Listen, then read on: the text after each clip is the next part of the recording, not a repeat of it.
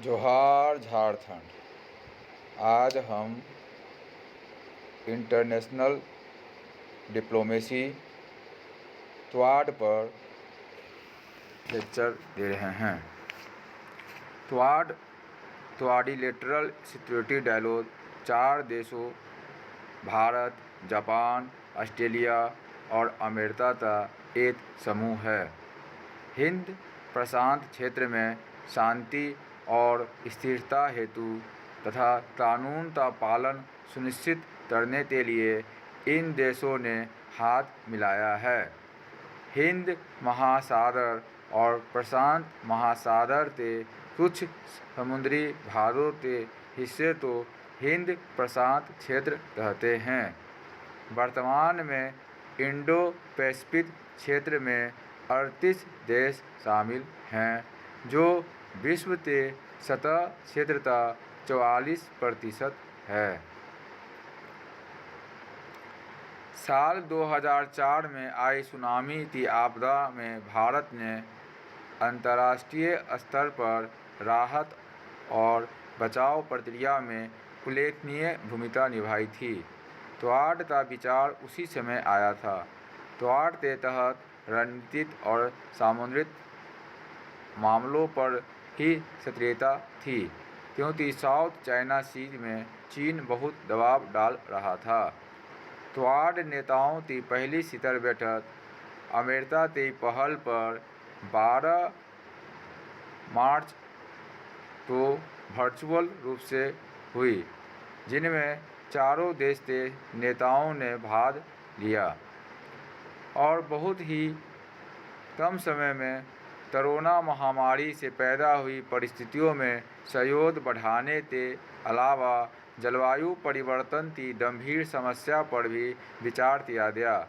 Vaccine की समुचित आपूर्ति सुनिश्चित करने के लिए पर्याप्त उत्पादन हेतु जापान और अमेरिका ने भारत को आर्थिक सहयोग देने का फैसला किया है तथा ऑस्ट्रेलिया यातायात संबंधी पहलुओं पर सहयोग देगा। चीन की आक्रामकता के साथ उसके बेल्ट रोड परियोजना के तहत कई देश कर्ज के चुंगल में फंस रहे हैं।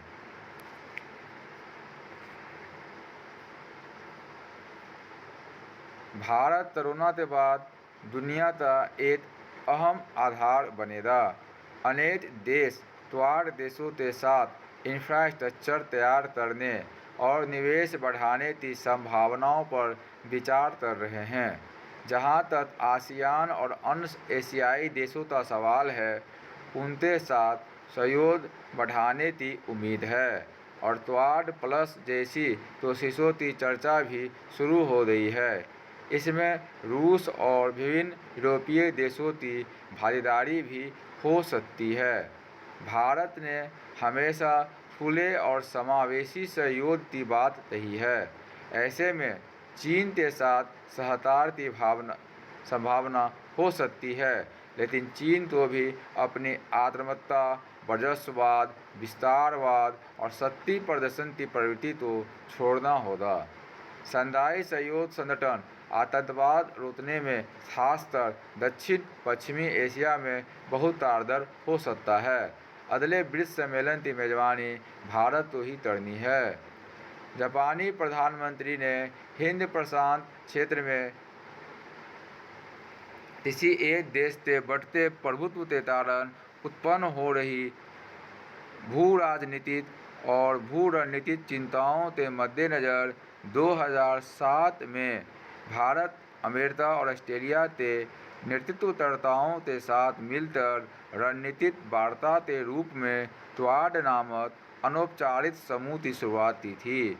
वर्ष 2008 में ऑस्ट्रेलिया इस ग्रुप से बाहर हो गया, जिसके परिणामस्वरूप क्वाड का सिद्धांत शिथिल पड़ गया था।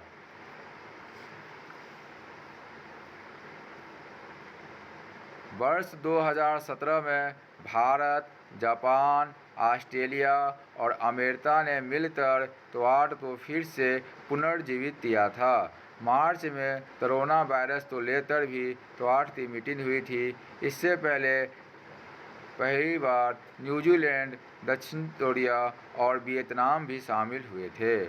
क्वाड ता चीन के अलावा रूस भी विरोध करता है। आसियान के कुछ देश त्वाट का खुलकर समर्थन करते हैं, जबकि अन्य देश चीन को नाराज नहीं करने की नीति को अपनाते हुए त्वाट के बारे में सदी हुई प्रतिक्रिया देते हैं। त्वाट का उद्देश्य नेविगेशन की स्वतंत्रता, ओवरफ्लाइट की स्वतंत्रता, अंतर्राष्ट्रीय नियमों का सम्मान, समुद्री क्षेत्र में शांति और सुरक्षा, परमाणु अप्रसार को बल प्रदान करना।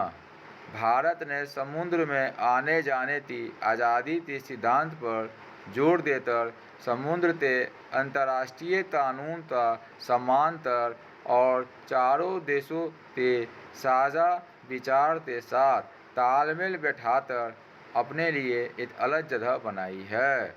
वर्ष 2018 में शांगिला डायलॉग में प्रधानमंत्री नरेंद्र मोदी ने कहा था कि भारत हिंद प्रशांत क्षेत्र को एक भौगोलिक सिद्धांत प्रदान करता है, न कि कुछ देशों की विशेष रणनीति पर बल प्रदान करता है।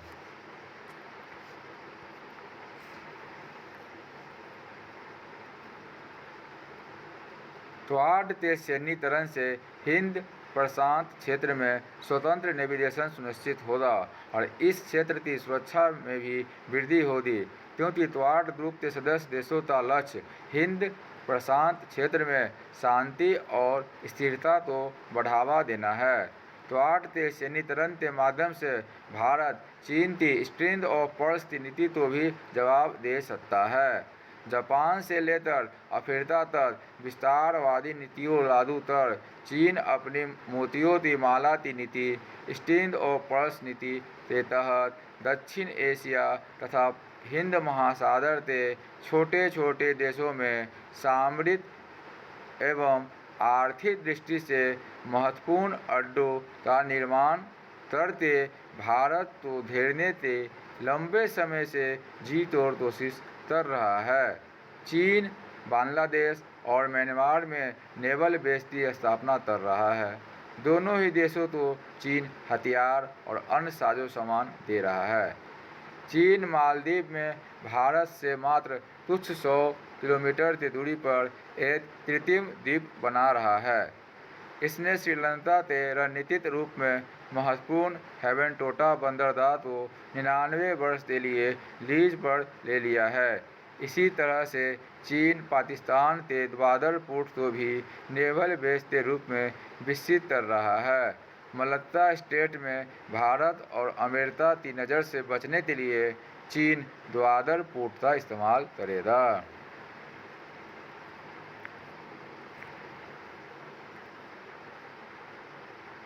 चीन कंबोडिया में भी एयर बेस और नेवल बेस बना रहा है। क्वाड का सैन्यीकरण से हिंद प्रशांत क्षेत्र में कई देश अपना हित साधने की कोशिश में हैं, क्योंकि चीन का इस क्षेत्र में कई देशों के साथ संघर्ष है। जापान का चीन के साथ एक निर्जन द्वीप को लेकर विवाद चल रहा है। ऑस्ट्रेलिया के पास सोलोमन द्वीप पर चीन नेवल बेस बनाने की तैयारी कर रहा है। चीन के साथ अमेरिका का व्यापार युद्ध और ताइवान को लेकर विवाद बढ़ गया है। दक्षिण चीन सागर में चीन के बढ़ते दबदबे से भी इस क्षेत्र में देश परेशान है। यहाँ टेंटूना आइलैंड को लेकर सालों से चीन और इंडोनेशिया के बीच विवाद है। पार्सेल और स्पाटी आइलैंड को लेकर चीन वियतनाम आमने सामने हैं। दक्षिण चीन सागर में ही जेम्स सेल पर चीन और मलेशिया दोनों दावा करते हैं। दक्षिण चीन सागर पर चीन के दावे को लेकर अमेरिका, ऑस्ट्रेलिया और जापान ने भी अंतर्राष्ट्रीय समुद्री कानून के तहत शिपिंग का मुद्दा उठाकर चीन को चेतावनी दी है। क्वाड ग्रुप के अस्तित्व के आने में लेकर चुनौतियाँ। चीन केंद्रित क्वाड 2.0 रणनीति का भारत के लिए प्रत्यक्ष परिणाम हो सकते हैं, क्योंकि इस समूह में भारत ही एकमात्र राष्ट्र है चीन के साथ स्थलीय सीमा को साझा करता है। वर्तमान में चीन पाकिस्तान की साठगांठ लद्दाख में गतिरोध को लेकर तनाव द्विपक्षीय संबंधों पर हावी है। यह भारत के दो प्रमुख भारतीय सहयोगियों ईरान और म्यांमार को भारत से अलग करने का जोखिम बढ़ा देगा, क्योंकि बीजिंग का ईरान और म्यांमार दोनों के साथ प्रगाढ़ संबंध हैं। चीन के विरुद्ध एक मुखर प्रतिक्रिया के रूप में क्वाड को पुनर्जीवित किया गया है, जो कि स्वतंत्र और खुले हिंद प्रशांत और नियम आधारित आदेश की संकल्पना पर आधारित है। भारत ने व्यापक हिंद प्रशांत क्षेत्र में अपनी भूमिका सीमित रखी है एवं कुछ अपवाद स्वरूप गतिविधियों मालाबार अभ्यास, त्रिपक्षीय समूह, भारत ऑस्ट्रेलिया जापान और भारत अमेरिका जापान वियतनाम के साथ सहयोग में भारत की भूमिका स्पष्ट दिखती है।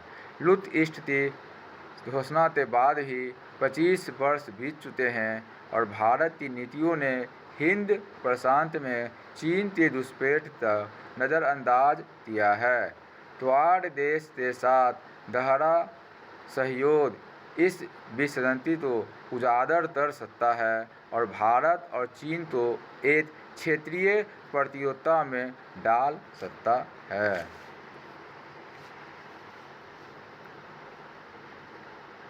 चीन ने एशियाई राष्ट्रों पर जो मजबूत आर्थिक निर्भरता की नीति लागू की है, उसने बीजिंग की वैधता दिलाने में भी योगदान दिया है। इसका लाभ चीन को रणनीतिक रूप से मिलता है, क्योंकि एशियाई देश चीन के मामले पर प्रत्यक्ष रूप से सामने नहीं आते। क्वाड ग्रुप के देशों के साथ भारत की रणनीतिक साझेदारी। भारत अमेरिका के बीच 2002 में general security of military information agreement हुआ था। इसमें तय हुआ था कि ज़रूरत पड़ने पर दोनों देश एक दूसरे से मिलिट्री इंटेलिजेंस साझा करेंगे। फरवरी 2020 में अमेरिकी राष्ट्रपति डोनाल्ड ट्रंप के दौरे से पहले ही भारत ने 2 से 6 अरब डॉलर 19,760 करोड़ रुपया की लागत से 24 MS-60R मल्टी रोल हेलीकॉप्टर की खरीदने का सौदा की मंजूरी दी है। चीन की काउंटर करने के लिए ट्रंप ने 2016 में भारत को डिफेंस पार्टनर का दर्जा दिया था। भारत और ऑस्ट्रेलिया की नौसेना हिंद महासागर में अभ्यास करती है, जिसे IS-INDES कहते हैं। भारत और जापान भी एशिया प्रशांत क्षेत्र में समुद्री डकैती जैसी घटनाओं को रोकने के लिए मिलकर काम कर रहे हैं। भारत, जापान और अमेरिका की नौसेनाएं मालाबार में एक साथ अभ्यास भी करती रही है। भारत की परिभाषा के तहत हिंद प्रशांत एक स्वतंत्र, खुला एवं समावेशी क्षेत्र है, जो हम सब को प्रगति और खुशहाली की दिशा में आगे बढ़ते हुए हर किसी को खुले दिल से स्वीकार करता है। अंत में सरकार को चाहिए अपनी इसी सकारात्मक सोच को लेकर हिंद प्रशांत क्षेत्र में आगे बढ़े और एक्ट ईस्ट पॉलिसी जैसे उपकरणों के माध्यम से अपने राष्ट्रीय हितों को साधने का प्रयत्न करे। धन्यवाद।